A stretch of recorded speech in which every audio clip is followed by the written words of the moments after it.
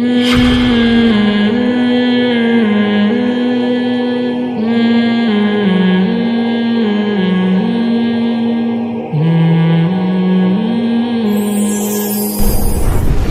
دیتا کہ میں 4 شادیوں کی بات نہ کروں. میں آپ کو کہوں ایک ہی رکھو. اس زمانے میں نا اسلام کہتا ہے 1400 سال کے لیے آیا ہوں اور خواتین کے جو مسائل ہیں ان کا حل 4 شادیوں میں ہے. تو وہ آپ کو اچھا لگے یا نہ لگے, اب تو پھر بھی اچھا لگ رہا ہے, پہلے تو بالکل بھی اچھا نہیں لگتا تھا, تو وہ مجھے کرنی پڑے گی معذرت کے ساتھ. آپ کو اس سے لوگ کہتے ہیں جب مفتی صاحب جو ہے نا اپنے بہنوئیوں کو اپنے دامادوں کو بولیں بھائی ہمارا بیان ساری دنیا سن رہی ہے, اب میں اس کے گھر جا کے بولوں کہ تو بھی کر لے, یہ نہیں ہوتا, یہ نہیں ہوتا. ساری دنیا ہمارے بیان سن رہی ہے, ہمارے بہنوں ہی سننے کرنا ہے کر لے بھائی. تو یہ بھی ایک اصولی بات ہے, اصولی بات ہے. نبی صلی اللہ علیہ وسلم نے ایک بہن کے ہوتے ہوئے دوسری بہن سے نکاح سے منع کیا. لِأَنَّكُمْ تَقْطَعُونَ بِهِ أَرْحَامَكُمْ, فرمایا اس سے رشتہ داری ٹوٹے گی, اس سے رشتہ داری کیا ہوگی, ٹوٹے گی. بہن کی محبت سوکن میں چینج. اسی وجہ سے اسلام میں یہ نہیں ہے کہ سسر اپنے داماد کو کہے کہ آپ نے دوسری شادی کرنی ہے, اس سے بیٹی اور باپ کا رشتہ کیا ہوگا, خراب. بیٹی کہے گی میرے باپ نے میرے شوہر کو ورغلایا. اسی طرح بندہ اپنے بہنوئی سے کہے آپ میں سے کوئی آپ دوسری شادی کریں, یہ غلط ہے. سمجھ میں آ رہی ہے بات؟ اس سے کیا ہوگا, آپ کے اپنی بہن سے تعلقات کیا ہوں گے, خراب. تو اسلام کوئی ایسی چیز کی آپ کو اجازت نہیں دیتا جو قطع رحمی کا سبب بنے. ہر چیز کو الٹا سمجھ رہے ہوتے ہیں لوگ. ایک صاحب نے کہا مجھے کہ جب اس کی اپنی بیٹیاں ہوں گی, بڑی ہوں گی نا, پھر دیکھتے ہیں کیسے اپنے داماد کی. مجھے 10 سال پہلے کسی نے تانا دیا, پھر دیکھتے ہیں کیسے اپنے داماد کی کرائے گا. میں نے کہا ابھی میری بیٹیاں نہیں ہوئی ہیں, لیکن پہلے سے بتا دوں میں نہیں کراؤں گا. کہنے یہ کیا بات ہے, دوسروں کے لیے حکم کچھ اور. میں نے کہا سب کے لیے ایک ہی حکم ہے, اور وہ مجھ سے پوچھے کیوں. صحیح ہے نا, وہ کیوں پوچھ رہا ہے. کوئی اپنے سسر سے پوچھ کے دوسری شادی کرتے ہیں, انکل ایکچولی میں ایک اور کرنا چاہتا ہوں, آپ کی کیا رائے. وہ تھپڑ لگائے گا کھینچ کے. کیا یہ ایسے ہے جیسے بکرے, شریعت نے ہمیں حکم دیا نا قربانی میں بکرا ذبح کرو. بکرے کو تھوڑی کہا کہ تم آ کے لیٹ جاؤ نیچے, آپ کریں, اس کا کام ہے وہ ٹانگیں چلائے. تو آپ کریں بیوی پہ, دوسری بیوی کا کام ہے وہ شور مچائے, وہ مچائے گی, یہ اس کی نیچر ہے, کیونکہ اس کے لیے کوئی اچھا کام نہیں ہو رہا. آپ کر رہے ہیں شادی, اس کی تھوڑی ہو رہی ہے. لوگ کہتے ہیں میری دوسری بیوی پہلی بیوی کو دلہن بنائے. کیوں بنایا بھائی تیری, اس کو تو غم, اس کی محبت کا تقاضا ہے کہ وہ غم زدہ ہو. جتنا روئے گی اس کا مطلب واقعی آپ سے محبت کرتی ہے وہ. تو آپ نے ایک بڑے فائدے کے خاطر چھوٹے نقصان کو برداشت کرنا ہے کہ یار دوسری بھی عورتیں ہیں, بہت ساری خواتین ہیں, ان بیچاریوں کو کیا ہوگا. وہ جو میں بتا رہا تھا نا, ماہر نفسیات نے کہا, وہ ساری بات وہاں سے چینج ہو گئی تھی کہ وہ دوسری شادی سے ایکچولی یہ ہوتا ہے. ایکچولی وہ میں اس پہ خربوزے پہ بتا رہا تھا, خربوزے کے فضائل میں نا اتنی خاتون نے پوری رپورٹ پیش کی اپنی کہ آدمی کہتا ہے پتہ نہیں خربوزے میں کیا ہے. تو وہ انگلش میں نا ادھر ادھر, کچھ بھی نہیں ہے, خربوزہ کھاؤ ختم ہو جاتا ہے خربوزہ تھوڑی دیر میں پیٹ میں جا کے, تھوڑا بہت پیٹ کی تیزابیت وغیرہ کم ہو جاتی ہوگی. تو خیر وہ نفسیاتی ڈاکٹر کہنے لگے ایکچولی اس سے پہلی بیوی کو یہ نقصان, تو فلانا نقصان, ڈپریشن میں, اور پھر ایکچولی آپ کا ٹرس ختم ہو جاتا ہے. پوری تقریر مجھے کسی نے بھیج دی. میں نے کہا اس ڈاکٹر کو بیچارے کو یہ نہیں پتا کہ نہ کرنے سے دوسری عورتوں کا کیا نقصان ہو رہا ہے. ان سے بولو اس پہ ذرا رپورٹ پیش کریں. سمجھ رہے ہیں نا, اسلام سوسائٹی کے لیے آیا ہے, 2-4 لیڈیز کے لیے نہیں آیا کہ 2-4 عورتوں کا سوچتا ہو باقی عورتوں کا. اسلام تو سب کے لیے. اللہ کہتے ہیں ٹھیک ہے اس کو تکلیف ہوگی برداشت کرو بھائی. بہت ساری عورتیں ہیں جن کو میاں ہی نہیں ملے گا, تو میاں ہی لیس زندگی گزارنے سے ڈاکٹر سے پوچھو کہ اس کے کیا سائڈ افیکٹ ہیں. ٹھیک ہے نا, کسی کو میاں ہی نہیں مل رہا. تو یہ ہے حساب کتاب. تو اس لیے ہم تو بھائی ربیع الاول کی میں بات کر رہا تھا کہ لوگ کہہ رہے ہیں ربیع الاول پہ بیان کریں, تو میں اس لیے نہیں کر رہا کہ ربیع الاول کی کوئی اسپیسیفک فضیلت اسلام میں ہے ہی نہیں, کوئی ایک ضعیف روایت بھی نہیں ہے. لوگ ربیع الاول میں عمرے کر رہے ہیں, بھائی ربیع الاول میں عمرے کی کوئی فضیلت نہیں ہے. اگر آپ فضیلت سمجھ کے کرنے, گناہ ملے گا آپ کو. عمرے کی فضیلت رمضان میں ہے, اور رمضان کے علاوہ بھی جب چاہو عمرہ کرو.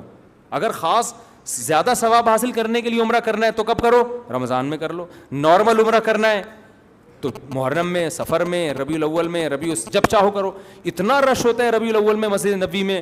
پھر 12 ربیع الاول کو لوگ مسجد نبوی میں نبی صلی اللہ علیہ وسلم کے روضہ اطہر پہ حاضری دے رہے ہیں جا کے. عرب بھی حیران ہوتے ہیں یہ پاکستانیوں کو ہو کیا گیا ہے آج, یہ سارے یہاں کیوں جمع ہوئے ہوئے ہیں, وہ نبی کے عشق میں کر رہے ہیں. تو بھائی نبی کے روضے پہ حاضری کا بھی کوئی خاص ٹائم اسلام میں متعین نہیں ہے, جب موقع ملے چلے جاؤ. اسی طرح بیت اللہ کی زیارت, ایک تو اللہ نے ٹائم متعین کیے حج میں, ورنہ جب چاہو چلے جاؤ. اگر آپ کسی خاص مہینے کو کہہ لیتے ہو کہ جی ربیع الاول میں عمرہ کا زیادہ ثواب ہے یا نبی کی اس سے محبت کا تقاضا ہے, تو تو یہ ایڈیشن ہے اسلام میں, یہ اسلام میں کیا ہے, اضافہ ہے. اس سے آپ نبی کو خوش نہیں کر رہے. قیامت کے دن ہو سکتا ہے نبی صلی اللہ علیہ وسلم اپنے چہرے انور کو آپ سے پھیر لیں. تو آپ نے اسلام کو فالو کرنا ہے. اسلام کے علاوہ تو وہ جو بات تھی نا کہ بہت سے لیڈر پبلک کی ڈیمانڈ دیکھ کے ان کے آگے آگے چلنا شروع ہو جاتے ہیں. پبلک ادھر کو جا رہی ہے, ہم بھی ادھر کو. نہ ایسا نہیں ہے. حقیقت یہ ہونی چاہیے, آپ نے لوگوں کو اپنے پیچھے چلانا ہے اور خود قرآن و سنت کے پیچھے چلنا ہے. سمجھتے ہو گے نہیں سمجھتے؟ اچھا بھائی, قبرستان میں جگہ خریدنا کیسا ہے؟ پہلے سے بکنگ کرانا جائز ہے, پھر جا کے روزانہ اس کو دیکھا کریں, اس سے عبرت حاصل ہوگی. بیٹا آنا تو نے ادھر ہی ہے, لیٹنا ادھر ہی ہے, تو نے ایک دفعہ جا کے لیٹ بھی جایا کریں کبھی کبھی, لیٹیں جا کے اور کروٹ لیں اور دیکھیں بیٹا ہمیشہ یہیں سونا ہے تو نے, اس سے بڑی عبرت حاصل ہوگی. اتنی عبرت نہ ہو جائے کہ ڈر سے اٹھ ہی نہ سکیں پھر, یہ بھی ہوتا ہے بعض دفعہ. حقیقت عبرت کے لیے جا کے لیٹے, پولیس آ رہی ہے اٹھانے کے لیے اور آپ خوف کی وجہ سے مری گئے. میری والدہ کو دمے کا مرض ہے, ان کو وضو اور نماز کے دوران منہ میں بہت بلغم آتا ہے, نیت توڑ کر جانا پڑتا ہے, اس سے وضو نماز تو خراب نہیں ہوتا؟ نہیں, اس سے وضو نماز کا کوئی تعلق نہیں ہے. بلغم منہ میں آ رہا ہے تو نیت نہ توڑیں, کوئی شاپر وغیرہ رکھ لیں, لیفٹ کی طرف منہ کر کے اس میں تھوک دیا کریں, نماز توڑنے کی ضرورت نہیں ہے. مفتی صاحب اس جمعے جو 4 مہینے کے لیے تبلیغ میں جو رہا ہے, کوئی کیا لکھا ہوا یار, مسئلہ ہے, دعا کریں حل ہو جائے.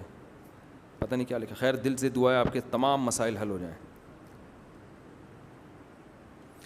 مفتی صاحب انجینئر مرزا مسلسل آپ کو چیلنج کر رہا ہے, اپنے شاگردوں سے کہہ رہا ہے کہ تم اگر مفتی صاحب کو میرے سامنے نہ لائے تو روز قیامت میں تم لوگوں کا گریبان پکڑوں گا. تو آپ ان کے یوٹیوب کا رپلائی کیوں نہیں کر رہے, اور آپ کیوں دوسری مرتبہ جہلم جا کر انجینئر کو نہیں مل رہے؟